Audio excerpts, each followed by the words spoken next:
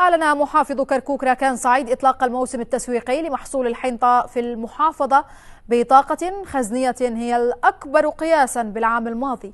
من جانبه أكد نائب مدير مكتب رئيس الوزراء علي رزوقي أن الحكومة تولي القطاع الزراعي أهمية وأولوية كبيرتين.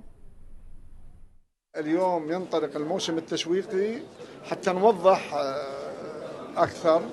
لدينا سيل العبادات، لدينا سيل كركوك، ولدينا سيل الرياض، ولدينا مركز استلام الحويجة أيضا.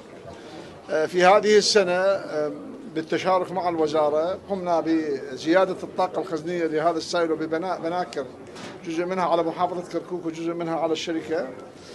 لدينا مشروع توسعة وتأهيل سيل الرياض بمبلغ 3 مليارات و400 مليون.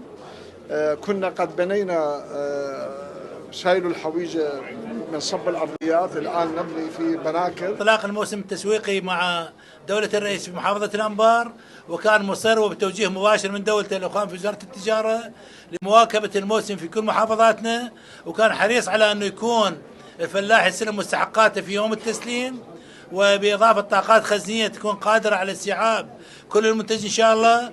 وهذا عهدنا بإخواننا في وزارة التجارة. هذا الموسم راح نبدأ العمل منتظرين فقط بعض الموظفين يجونا من وزارة الزراعة ومن السيد المحافظ راح يخصص لنا وراح نفتحها.